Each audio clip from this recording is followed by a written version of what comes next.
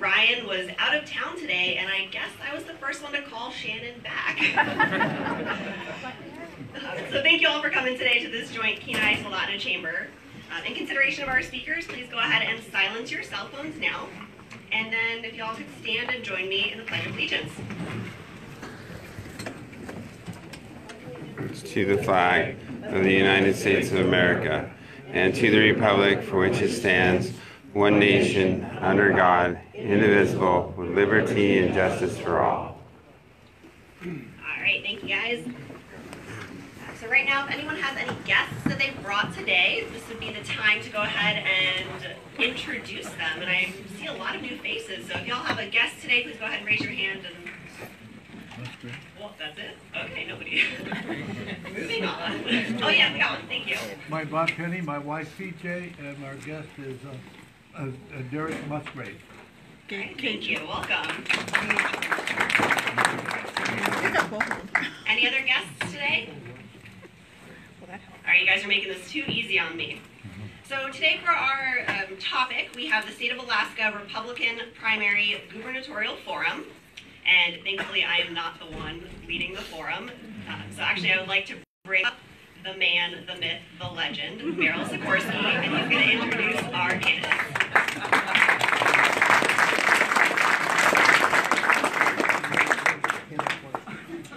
Myth, I will confess to. Legend, I don't know. I don't think so. Welcome today. It's good to see a lot of old friends. And you know what's even more exciting than my old friends are the young people that I see in the room, the young professionals that are just joining the chamber. That's exciting. And to see this good turnout is truly encouraging for the system that we just pledged allegiance to and the sacrifice that they paid. Yesterday, I believe it was yesterday, was Purple Heart Day in the state of Alaska. And that was quite a ceremony. And in deference to them, I just want to explain, this is not a debate, and those of you who are old enough to have taken debate in class, where you get scored and you have point, counterpoint, and so forth, this is a forum. And the forum is from the Chamber of Commerce, business people, young professionals who have special interests and special questions. So their intent is to find out the candidate's position on those issues, not to open up a debate, and not to have them go back and forth. The only rule that we have, and none of the rules for debate apply, is our 60-second time to respond, 2-minute opening remarks. And if there is a personal attack by a candidate on another candidate, I will give a 30-second response to the person that has been attacked. Okay? And so that we're not interested in that. The chamber is interested in where the candidates stand on the issues. So with that, will our candidates please come forward and have a seat next to your name tag? What if they take the wrong seat? Bob wants to know what they take if they take the wrong seat. I'll move the tags. We trust that they each know their names. Okay, this is the Republican primary. These are just 3 of the candidates. The others who were not able to attend today. We have me, Treadwell, former Lieutenant Governor. Welcome, me. We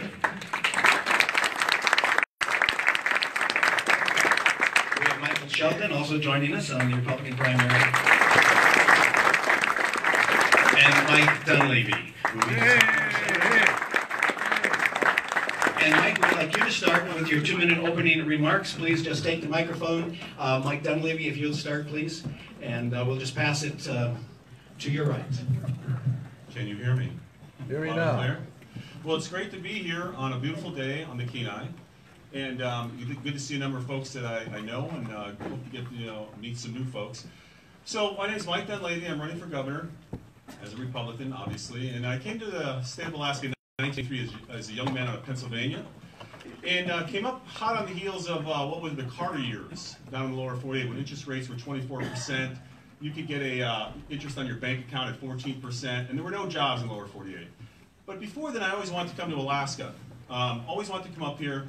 Liked hunting and fishing, so I decided right out of college to head up. Went to Southeast Alaska where it was booming at the time. Lots of jobs, oil was ramping up, it wouldn't reach peak production until 1989. And then eventually I migrated out to Northwest Alaska where I was an educator for almost 20 years. The reason I bring this up is when I went to a picnic on July 4th of '83, 20 people were there and they were all making $50,000, $60,000, $70,000, $80,000 a year. The place was so optimistic, Alaska was. 2 years ago I went to a picnic. People are making $35,000 a year, $40,000 a year. And we know we can do better in the state of Alaska. We have the opportunities, we have the resources. If we just pull them together under the right policies, under the right leadership, we can put Alaska back to work again and solve a lot of our problems. We lead the country in crime. We have some of the worst outcomes in education. We have a highest unemployment rate in the country. It doesn't have to be this way, and that's the message I want to leave to Alaskans. We don't have to be this way. We can put ourselves back to work, pull ourselves out of this issue, and be the state we know we can be. So with that, it's a pleasure to be here, and I look forward to the forum. Thank you. Thank you very much. I also like to introduce our timekeeper from the Kenai Chamber of Commerce, the lovely Jonna Beach. She is the one who will give you the, is it a 15-second warning, Mark? Okay, and then when the red sign comes up, please stop or I will have to rudely interrupt you. So, Michael Sheldon, your 2-minute opening remark, please. Yes, my name is Michael Sheldon. I was born in Petersburg, Alaska. My mother was born in Cake, Alaska. My father was born in Wrangell. My mother is full-blooded Tlingit, so that makes me Tlingit. My father is also Tlingit and French and Danish.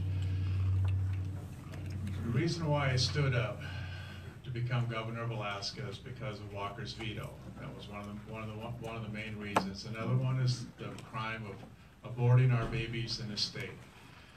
And another one is our budget, downsizing the government. I think it's important that we downsize government. We bring the people back into the picture, privatize land.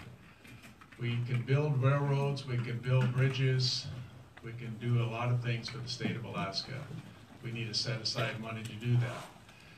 I think that this state is in a crisis, and it's not the state government that's in a crisis, it's the people that's in a crisis. Our government is, under the Walker administration, has fictitiously set a budget that's over budgeted, and it's not true. We have more money than we can shake a stick at. They're looking at $54 a barrel, we're at $80 a barrel now, so there's a big difference. Also, our stock market, ever since the Honorable President Trump was elected, as soon as he swore into office, the stock market has been climbing and climbing and climbing. Now that's a great thing. We need a president like that. And as governor of Alaska, I will work with our President Trump, and we will try to figure out what we can do to help the state grow. The state is leaning more on the lower 48 than it should be. We're a sovereign state in the union. Alaska is one of 50 states. We need to protect our compact, the 90-10 split. It's really important that we stick to that compact. If we move away from it, I think we're in trouble, just like we did with ANWR with the 50-50 split. Anyway, we'll get more into it as we go through this time, and thank you very much. Thank you, Michael Sheldon, and me, Treadwell. 2-minute opening remarks, please. Hi, I'm Meade Treadwell, and I understand you're looking for a new governor. I joined the race because we need a businessman, somebody with business experience, who can actually make the deals this state needs to make to fill the pipeline. Make the deals the state needs to make with the federal government to make sure that if we ever got another Obama as president, we don't have them giving us death by 1,000 cuts on our economy, as we all experienced. We need somebody who can make sure that Alaska keeps its promises. Bill Walker broke the promise on the PFD, and he also kicked the can on paying the oil tax incentives for 4 years now. 4 dry drilling seasons, no drilling seasons, lost drilling seasons on the North Slope, where we all worked together to change our oil tax structure to be more competitive. And they found oil, and now we've got to drill it out and put it in the pipeline. We need somebody who can lead the fights, and I've worked with governors who know how to lead fights, and I've worked with governors who are kind of quiet. And I'll just say, we got to know that we're in the fight. We got to know that we're in the fight to cut the budget. We got to know that we're in the fight to tackle domestic violence, sexual assault, the opioid crisis, which is killing all of us, have family members and friends who have been affected by this one way or the other. We have to know we've got somebody in the fight to not export jobs. And when I talk about exporting jobs, I urge you to read what's on your table. It's a piece we published in the paper recently that talks about all the jobs we're exporting to Seattle, to Texas, to China, even to Russia, because we're not standing up for jobs in Alaska. I'm somebody who's worked with people in the Kenai Peninsula for all of my career. I was out ahead of Sean Parnell to say that we needed to go for AKLNG and go back into that. I worked with Mike Chenault on that. And I promise you, we are going to win in world markets. We're going to not fold our tent. We're not going to be so polite to Washington that we keep losing things.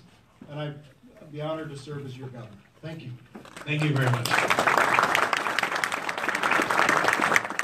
With that nice applause, I'm going to ask that we don't applaud after each candidate's answer to the question so that we can move and get to as many of these questions as we can.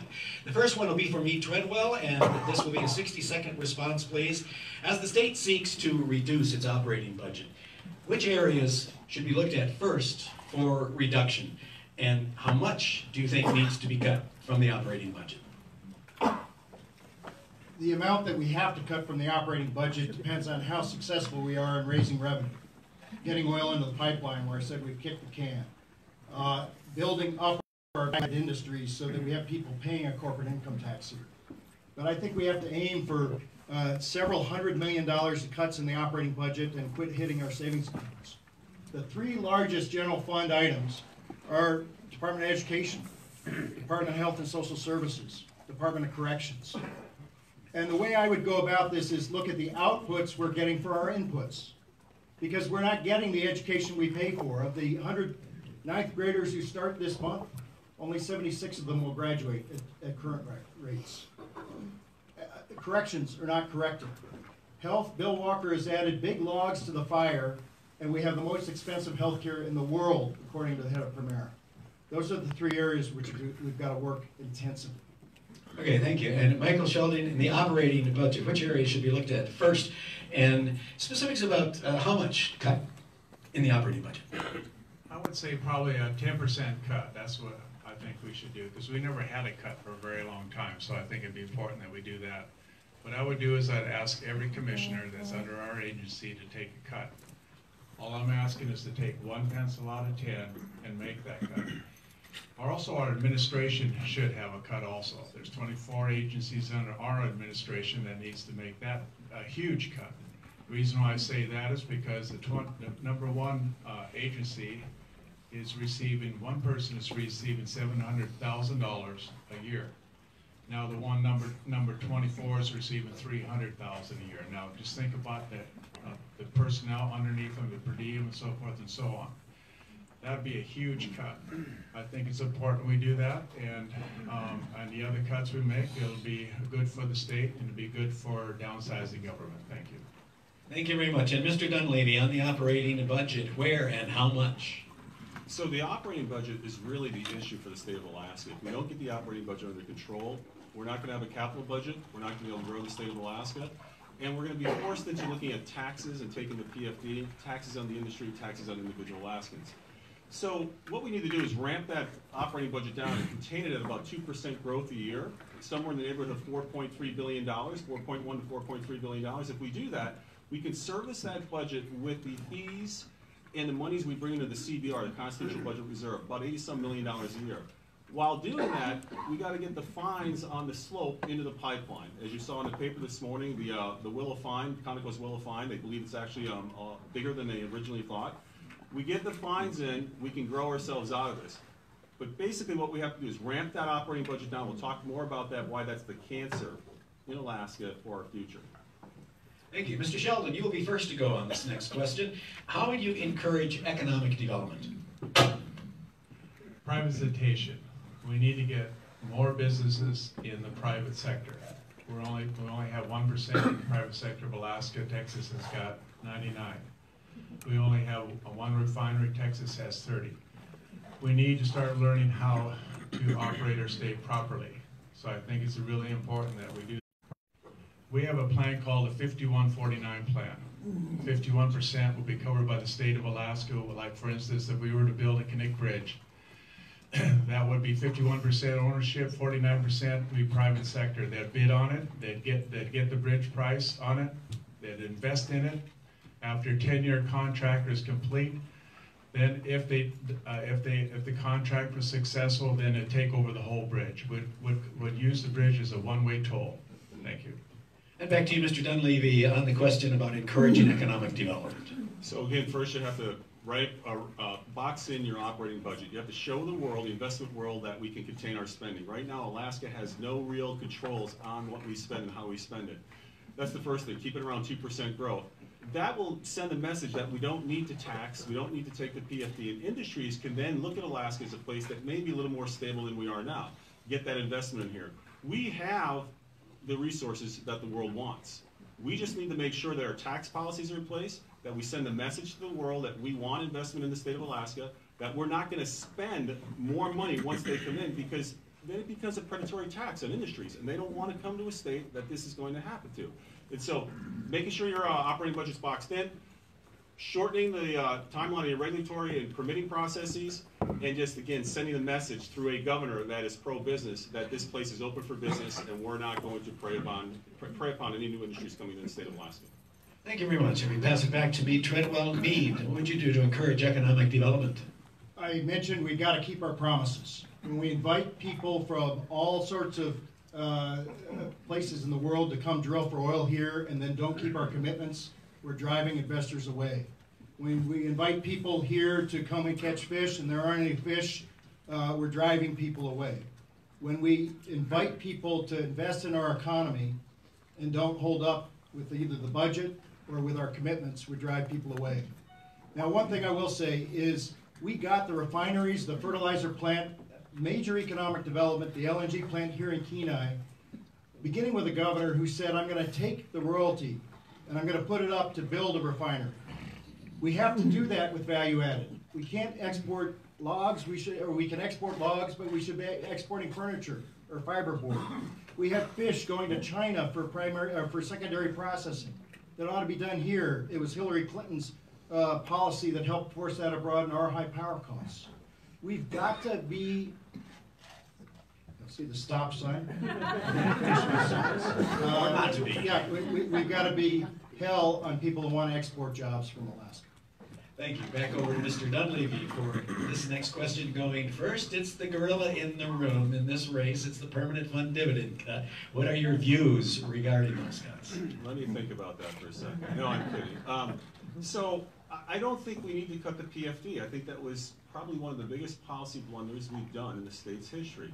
At a time when oil had crashed, the price of oil crashed, and we were laying off workers in the slope who were very important to our economy, our private economy, in terms of buying goods and services. Those folks were laid off. We reduced the PFD. And what folks don't realize is the PFD was never used to pay for government during this time. It was just kept in the earnings reserve. So we lost oil revenue, we lost workers who were using their salaries to buy goods and services, and we took almost $2 billion out of the economy over a few years. This was devastating. We have small businesses that have closed up and down the highways as a result of this. We don't need to cut the PFD. We now have almost $19 billion in the earnings reserve. We don't have to do it. Okay, let's hopscotch now over to Mr. Treadwell and on the personal flotation devices, sir. In July of 2 years ago, there was a motion made in the Senate. There was also a letter that came over from Speaker Mike Chenault in the House to the Senate. Should we override Bill Walker's veto of the PFD? The Senate did not vote to have a joint session to override that veto. Just remember that. The fact is we didn't need to have that veto. We can have a formula. We do have a formula in the law. And I've worked to get this POMV concept so that we can do what the permanent fund was for, which is be there for a rainy day and protect the dividend. And we can do that with using POMV, about 5%, taking inflation proofing, and then splitting the difference between the dividend, a growing dividend, and avoiding taxes. Okay, thank you. Mr. Sheldon, the question on the permanent fund dividend cuts. It was wrong to do that. I think what we need to do is we need to pay out the dividend. We need to pay the whole dividend out, all the back dividend. I figure that if we got $18.7 billion, if we could go ahead and pay out the dividend, it'd be, after inflation proofing, it'd be $25,000 a piece for each person, woman, and child. I think we need to do that. We need to have contracts with our oil companies. We're only getting 12 cents on the dollar on the contracts for oil. We need to up that ante so that we can pay for the state. If we downsize the government, we'll be able to balance out the budget. With this fictitious budget that we have right now, $2.7 billion, that's just for the LNG pipeline. This is just another way to raid the permanent fund. So $25,000 dividends after inflation proving off of $28,000, I think it'd be awesome. And we take the vote of the people if they want to take some of the money on a ballot vote, and that's the way it should have been done to begin with. Thank you. Okay, Mr. Dunleavy, first on the next question. This is the season of fish wars here on the Kenai Peninsula, a very volatile issue. How would you prioritize our fisheries? Well, you have to get more fish in the rivers, and we got to follow our constitutional mandate in doing that. Make sure we meet our escapement goals. That's key. You also have to hire the right folks for your commissioner. You have to place the right people on the Board of Fish to make sure that we are allocating and we're also meeting our escapement goals throughout this inlet. I came down here a couple weeks ago and spoke with some folks that were in the commercial side of things, processors and fishermen. We had a nice conversation about the issues. This is an issue that's impacting everybody. And one thing we agree on is that it is killing industry in the inlet, both sport fishing, guides, commercial fishing, you name it. And so the goal is to get our escapement goals met, have the right people in place to make sure that these escapement goals are met, and use science to save the fishery here in the Upper Cook Inlet. Thank you. And Mr. Sheldon, how would you prioritize our fisheries? This is a big problem. This is just not one thing, it's many things. We got Fukushima. Everyone know about Fukushima, what happened over there? Our oceans are being polluted big time with it. They're dumping a couple swimming pools, tons of radiation in our water with a crack underneath the ocean surface. Another big problem we have is the Chinese coming inside our line. The Magnuson Act, everyone know what the Magnuson Act, that's a 200-mile limit. We need to get with President Trump and the government and the Coast Guard, and when a Chinese ship comes in and breaks the law, we'll seize the ship, we'll take the people off the ship, and we'll send them back to Japan after we've criminalized them. Another thing is Washington, Oregon, and California are bringing up trawlers. They're wiping out our oceans. Do you see what's going on now? And then we got the seiners coming in. We've got different groups coming in. I think it's important that we take care of one step at a time and cut off the seiners before and let the subsistence people get their fish first and then open up the commercial fishing. And if the commissioner does not agree with these terms, I will fire him. Thank you. Thank you much. And Meade Treadwell, priority on fisheries. My priority is more fish in the river, and my priority is good science so that we know what's happening. It's too easy to blame what's happening in the Kenai, and the Soldotna, and the Copper, and in Southeast on a blob. Okay, we got to have the science. I worked as a founder of the Prince William Sound Science Center. I worked to help build the Alaska Sea Life Center. I helped to get the Sekuliak so that we could do the deep water research, and I had a meeting this morning before I came on how to double or triple the amount of endowed funds for marine research here. We don't have enough independent research to keep track of what's happening to the fish, and anybody who tells you otherwise doesn't know what they're talking about. I will say this, I want fish in the rivers. I want enough fish in the rivers to keep our guide businesses going, and I want enough fish in the rivers and the inlet to keep our commercial fisheries going. And when we have a shortage, we can't circle the wagons and shoot each other, and if I've been accused of that, I want to apologize. What I do know is that we have to work together as Alaskans to bring back the fish, and I will do that.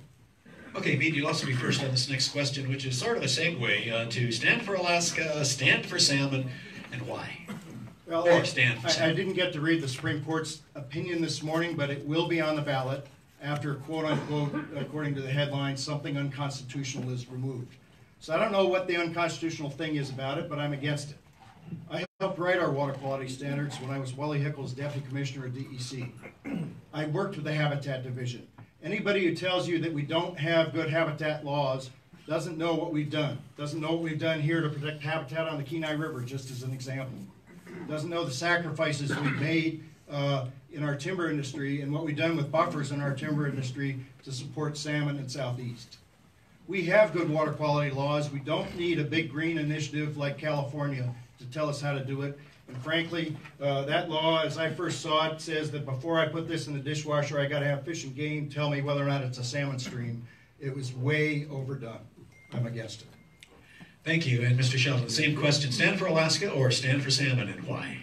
Yeah, I would vote no on that. I think it's really important we deregulate. There's too many regulations already, too many problems around the state that people are having, trying to fire up businesses and what have you, and you add another pile of regulations, you have a bigger problem. I think it's important, and just like Meade said, the timber industry, I logged into the timber industry when I was just 17 in high school for a couple of years, and what they're doing now is they're tightlining their logs over creeks. They're leaving a buffer zone on both sides so that when the trees, they get old, they fall down, and the salmon go underneath the logs, and the habitat is just great.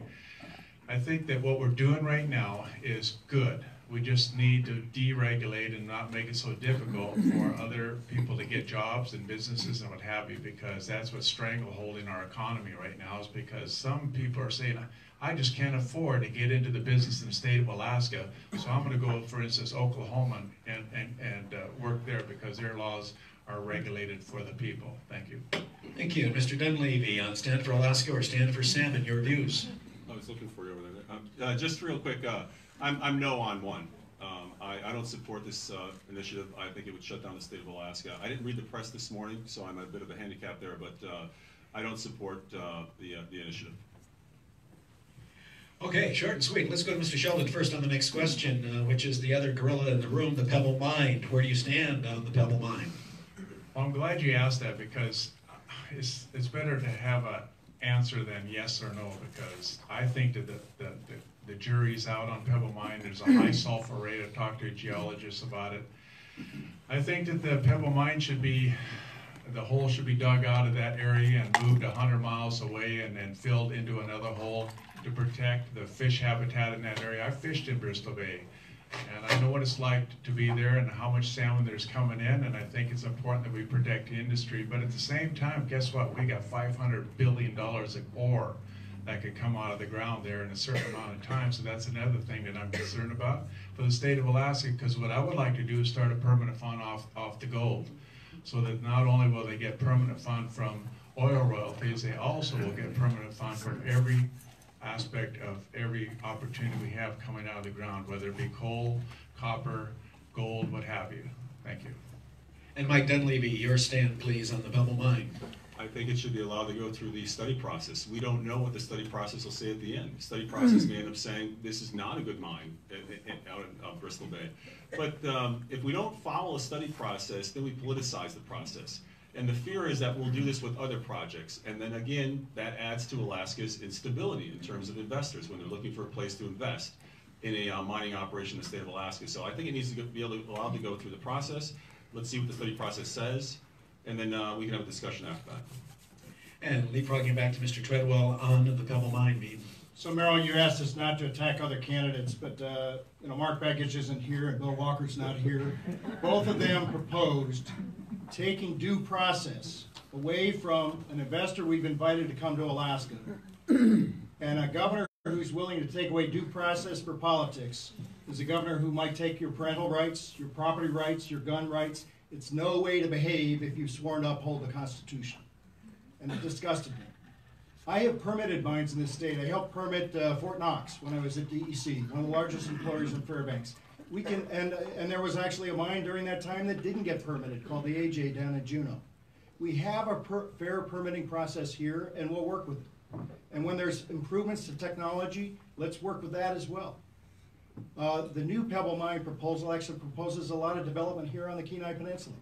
I hope that people get involved in the process, work it very carefully, and I will not trade one resource for another when it comes to be the decision maker. Okay, thank you. And Mike Dunleavy, you'll be up next on this question, first next on this question. For 2 consecutive years, the state of Alaska has adopted a minimal investment approach to its capital budget, only including enough to meet the minimum state match for federal funding. As deferred maintenance continues to be neglected, how will the state address its infrastructure needs moving forward? You're going to hear a theme over and over again. You have to contain that operating budget, because the operating budget is the enemy of the capital budget. We've used our capital monies, what could have been capital monies, to pay for an escalating operating budget. Contain that operating budget once again to about $4.1 to $4.3 billion. Keep it contained to 2% growth. If you do that, when we get more revenue into the revenue stream into the system, we can use that money for our capital projects.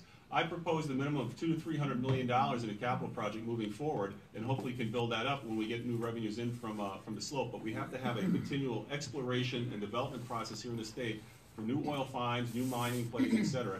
We have to be a partner in that. The way you're going to do that is ramp down that operating budget, contain it, then you'll have a capital budget to grow Alaska.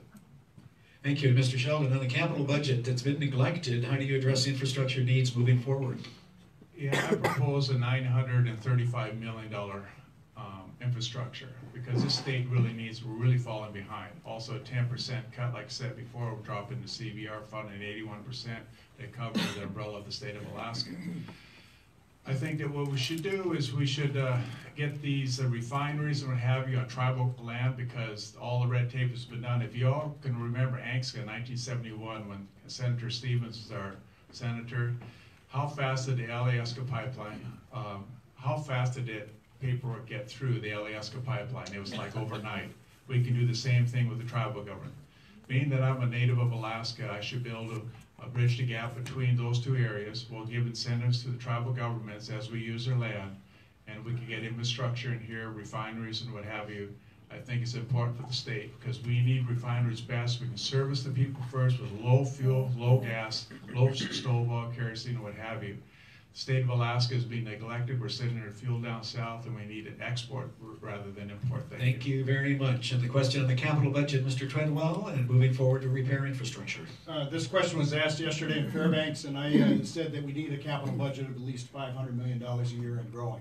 But let's look at the kind of capital we're trying to assemble in Alaska. ConocoPhillips president told me the other day that we need $13 billion to be won in boardrooms around the world to drill out and put the oil in the pipeline that's been discovered. We know we've got a $43 billion gas project ahead of us. We know that if we can get the Coast Guard to spend a couple of $1 billion on icebreakers and we can build home ports in Alaska, we can be part of a $1 billion ship service industry in the Arctic. We know that we have a marine highway system that is decrepit. Our state does run on capital. Jobs grow because people invest here, and we have to be forming capital constantly. I'll grow the capital budget by one, recycling capital. We have projects the state has paid for that others now will buy from us. The state might have been in it to get it started. The second thing is I will look for more public-private partnerships. And the third thing is we will grow the capital budget directly at the state and match federal funds and do more. Thank you. Thank you. Mr. Sheldon, you'll be first to go on this next one.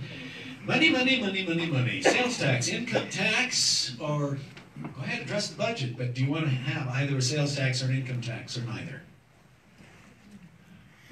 No, we don't need a state tax. I think we've already got a burden on the people already. I think a sales tax would be good to a certain extent, but not an income tax. How in the world is our state going to be able to figure out how to do an income tax without goofing it all up? Now the federal government, they've got an income tax that they're going to tune down to a one-pager, a 1041-pager. That's what we need. So no, absolutely not.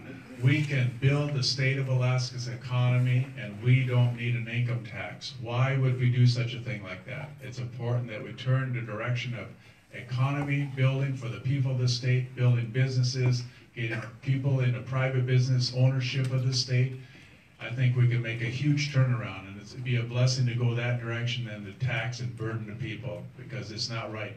Government needs to downsize. That's the most important thing under our administration. Thank you. Thank you. And me, Treadwell, sales tax, income tax, or don't need either? Neither. And I am a founder of Alaskans for Tax Reform. I signed the tax pledge, and I've got many other legislators, others running for office to sign that pledge. We have a sales tax that's up to municipalities, and I think we should not be taking from municipalities revenue here, because that leaves it back on property owners. I will say this: I won't propose a seafood tax. I won't propose raising the motor fuel tax. I won't propose any of the 10 taxes that Bill Walker has proposed, and this other one lurking around, which is a brand new oil tax called a carbon tax, that he says he didn't support. We were in a debate earlier, but his lieutenant governor has been running around the East Coast showing that we are politically with it, politically correct by supporting a carbon tax. It makes no sense for a state that's known for cold, dark, and distance. Thank you. And Mr. Dunleavy, sales tax, income tax, or neither? We don't need a tax. Again, the issue is the operating budget. All fiscal plans fail if you don't contain the operating budget. And that's the issue that I think a lot of folks are not realizing or talking about. if you tax, just like when we took the PFD, what we're going to do is grow more programs. And as we grow more programs, it'll need more money, more permanent fund money, or more taxes. Ramp that operating budget down, keep its growth about 2% a year, you won't need a tax. We can grow ourselves out of this issue, get the fines, the 200,000 to 300,000 barrels, up by the pipeline that were just discovered the last several years. We won't need the tax, folks. Okay, thank you. Mr. Treadwell, we'll put you up first this time. If elected governor, how will your administration address the increasingly important and strategic Arctic region? And what relevant experience do you have that prepares you to lead an Arctic state? Well, thank you. I made my first trip across the Russian Arctic in 1981, my first trip across the Canadian Arctic in 1983. I was asked by President Bush to be a commissioner and then to chair the U.S. Arctic Research Commission at a time that most of the multi-year ice went out of the Arctic Ocean. Never in human history have we been given a new ocean. I brought 8 nations together representing our nation to have marine safety. I've been working and I've testified more than any Alaskan to help us get the icebreakers that Congress is now authorized and beginning to appropriate. I have been working to make sure that we understand that this for us is just like our international airports for us that employ 40,000 people. As this ocean opens up, we've got to be there first for marine safety and the food security of our people. And second, we have to be there to be part of the economy. Russia should not have a monopoly for the business reasons, and it would be awful for us as a country if Russia had a monopoly for national security reasons. Thank you. And Mr. Sheldon, as governor, what would your administration do to address the increasingly important strategic Arctic region? The Arctic region is really super important to us. You know, I worked up at the Alaska pipeline. I worked at Kensington gold mine, so I know what it's like when we take environmental impact studies and we put them to work in the field. When I worked up on the Alaska pipeline, we had barriers to protect from oil reaching into the lands that were protected. We had all sorts of different types of measures, and as we go out into the Arctic and we look at our resource availability, you know, I'm still up in the air about drilling oil in our waters because of what happened down in Mexico. We had that huge spill down there. It's, you know, human beings make mistakes, you know, it just happens. And we can't rely on computers to back us up because they make mistakes too. So that's something I'm going to have to leave out on the table and decide. But, you know, we got the largest state in the union. It's huge, all right? We got enough oil and resources on land. We don't really need to go out into the ocean and possibly pollute our waters. Thank you. And Mike, what would the Dunleavy administration do to address the increasingly important strategic Arctic region? And what experience do you bring to the table to prepare you for that? I was going to make a joke and say the first thing I do is hire me, Treadwell, as my Arctic so when this election is over, I'd like to talk to you. I lived above the Arctic Circle. I actually had a zip code. That was my home. My wife was born and raised the Kobuk River, which is above the Arctic Circle, village of Norvik. Kids were born up there, so I actually lived it. I didn't read about it. I didn't necessarily go to a symposium to learn about it. I actually lived about it, lived there, lived it for many, many years, worked with folks up there. But seriously, the Arctic is thawing, and we can have a discussion as to why, but we do have a tremendous opportunity, and I think we need to make sure we engage the federal government to wake them up to the fact that there are other countries going to be using the Arctic as a passageway across the top. And we just need to work very diligently with our coastal communities up north and start to make sure we have a plan in place to use those shipping lanes and use the resources that the thawing Arctic is going to unleash for us. Thank you, Mike. Hold on to the microphone. You're up first on this one. Specifically, what's going to need to be done to further the AK LNG project and terminus in Nikiski? In my opinion, we have to get private partners back into that project. There are a ton of questions surrounding that project, and we're not privy to a lot of that information because of confidentiality agreements. We're asked this question all the time, and I give the same answer. It's very difficult to say whether you can support a project when you don't have all the data, or at least the data that you need to be able to make intelligent decisions. The moment I'm elected governor, I will re-engage the major partners, the partners that left the project, and have a discussion with them to see what is the issue, how can we get them back into the project, and what are some things we can do as a state to make sure that this project, if it goes forward, is going to return $1 to Alaska. As my friend Clint Bishop once said, there's no point in spending $65 billion for a $43 billion return. So we have to be very careful with this project. Thank you very much. Me, Treadwell, we've been pipeline dreaming for 3 decades. What needs to be done to get this project built and some welding rod melting? And Merrill, you and I worked together on a resolution to support an all-Alaska gas line in the early 80s. I was hired by Wally Hickel, Jay Hammond, Bill Egan, and Bob Anderson, who discovered Prudhoe Bay, to help get that project together. The reason why we haven't had gas, the reason why we're on 3.0, 4.0 right now on natural gas, is that we had economic projects, but taking the gas would have reduced the oil production, and there was no way to pay for that lost oil production. Now with Point Thompson and others, there is. We have a project that, though, has to be much more economic. To talk to the major producers who left, some of whom are thinking that they may need to come back. Let's just talk about decision points. You know, the legislators in this room, people are running for the legislature in this room. I don't think we have the money to write the next big check. We have to bring the producers back. I understand that. The other thing I will tell you is that I have kept up with the LNG markets for 35 years. When I go to Japan, I'm seeing the leader of energy policy in that country. And they're saying to us, what are we, chopped liver? Why can't we also be part of this project? Let's get the other, not only the producers, but the other markets more heavily involved. Thank you, Mike. And Mr. Sheldon, the pipeline, what needs to be done to further the AK LNG project at Terminus in Nikiski? Not build it. 40 to 80 billion dollars. Are you kidding me? I helped build the Alaska pipeline. I was responsible for putting the vertical supports in the ground and also welding and what have you.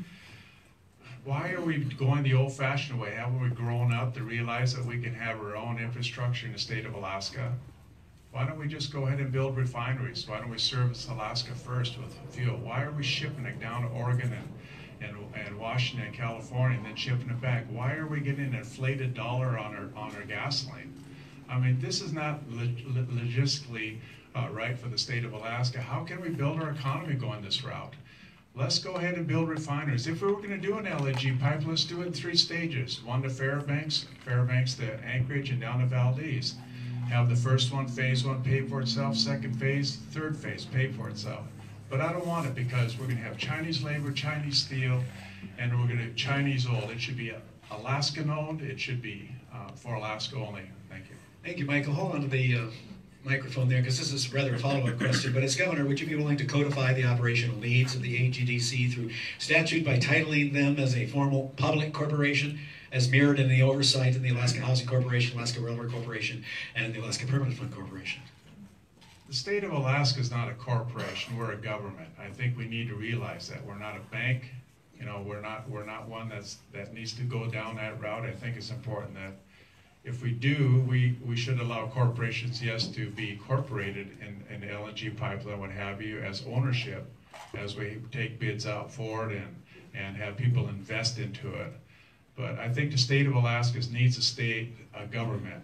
We need to stay sovereign. We need to protect our own interests of the state.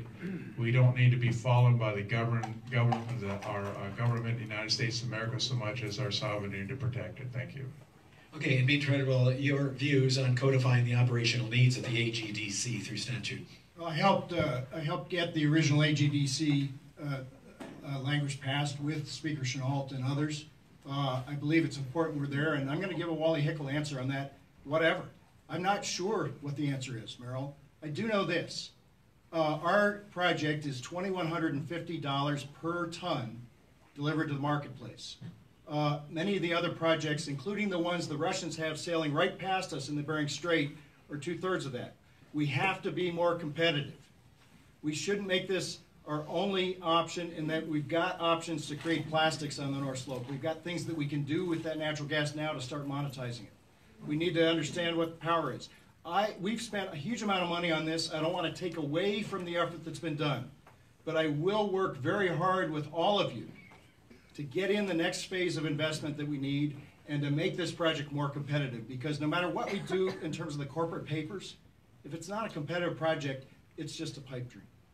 Thank you very much. And Mr. Dunleavy, on codifying the operational needs of the AGDC similar to the Alaska Housing Corporation? Again, I believe the first discussion needs to be with the private partners that have left the project.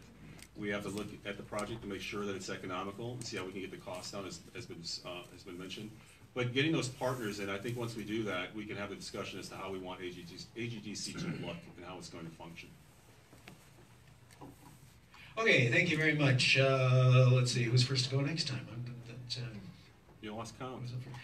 Just hold on to them, right? We'll let you go this next one. It's, talking about crime, SB 91. A lot of people turned out yesterday to talk about this, a lot of subsistence issues. Tell us about your future plans to reduce crime in Alaska and to deal with the opioid crisis causing most of that crime. Yeah, it's a very good question. I mean, we're all impacted by it. I was gassing up the other day at a Holiday gas station in Wasilla. I looked down and there's a pile of needles right there at my feet. And no matter where you go, to end of a road, a cul-de-sac, you take your dog for a walk, even at some of the parks, people are looking through the parks to make sure there's no needles. It's a huge problem in the state of Alaska. We have to have a comprehensive approach to public safety. We've let our public safety atrophy over the last few years. We now have the worst statistics in the country. I'm not going to bore you with some of those statistics, but they're pretty appalling. But we've got to, as governor, I'll have a comprehensive approach to public safety, beginning with making sure we have the right number of troopers, prosecuting attorneys, make sure the courts are open up on Friday. And yes, we're going to have to cost shift. We're going to have to move money into these areas because nothing's free, and public safety should be job number one. So we will have a comprehensive approach to public safety in my administration. That will be the priority for my administration. Thank you. We'll go over to Mr. Treadwell for that same question on crime, reducing it, and the opioid crisis. So I'm here at a Chamber of Commerce, and I'm going to tell you I'm pro-business, but there's one business I want to shut down. It's the crime business.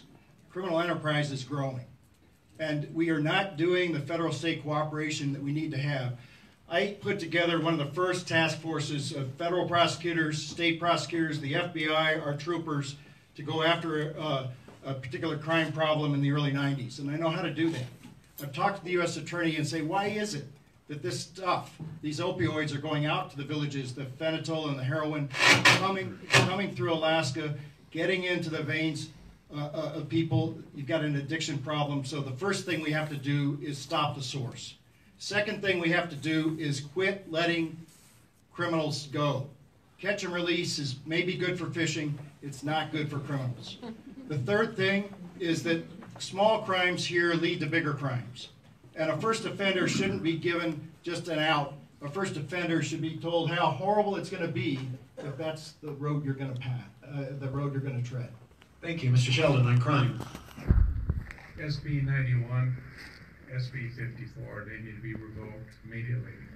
I've talked to several police officers throughout the state, POW, Anchorage, Fairbanks, and I go directly into the station and ask them, what's the problem with SB 91? Do you like it? They say, absolutely not. Why is that? Because the next day after someone can come by your house and just take a machine gun and shoot bullets right to your house, and guess what? They're out the next day. Would you like that to have changed? Would you like that change? And he says, absolutely, we would love to have change. What's your name, by the way? My name is Michael Sheldon. I'm running for governor. Well, I'm voting for you. The reason why they're saying that is because they're seeing the governor is going to make a change. We've got to stop this SB 9. We've got to stop the opioid problem. Did you know that Alaskans are growing opioid in this state in the summertime? That's got to come to a stop.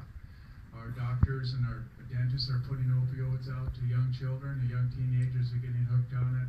We have a problem in the state. We have people on the streets. You know who put them there? The state put them there. We need to fix that. It's our responsibility. Thank you. Thank you. Our final question before going to closing remarks, just short and sweet.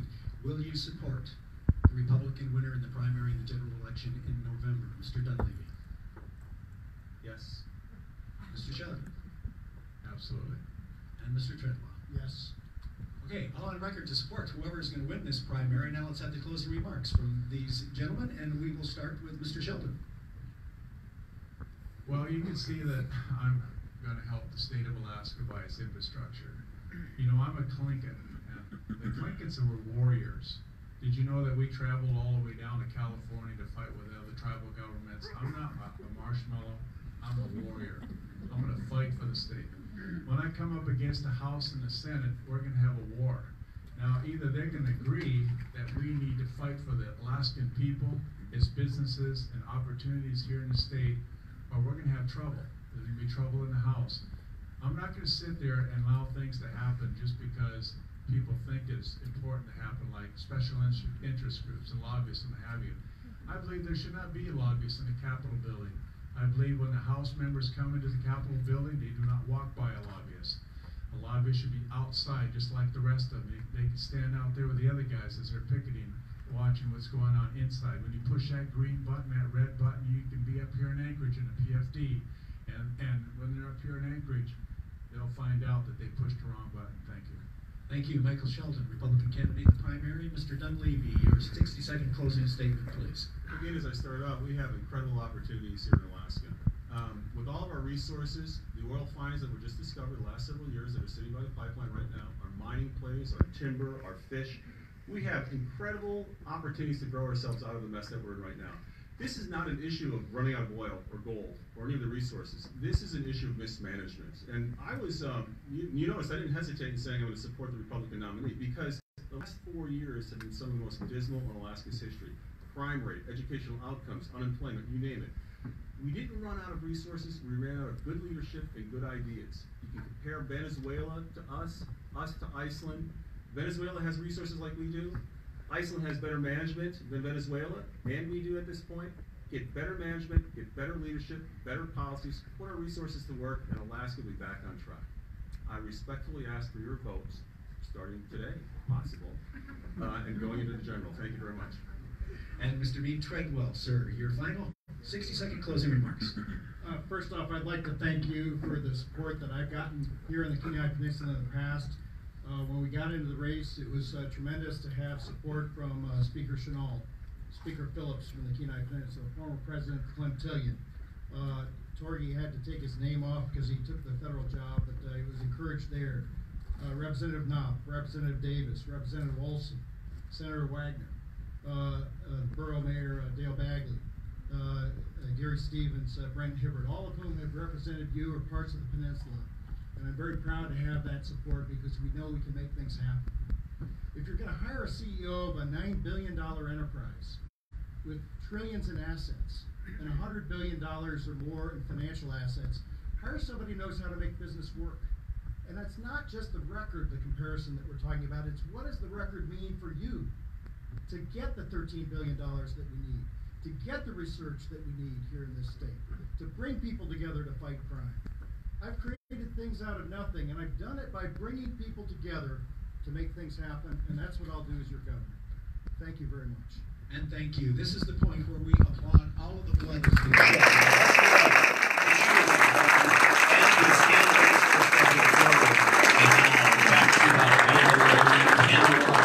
All right, I'll take one. Thank you, Meryl. You did a fabulous job as always. Thank you, gentlemen. Y'all wanted to take your seats. I just silenced it. It's so silent. Okay. Here you go. Thank you.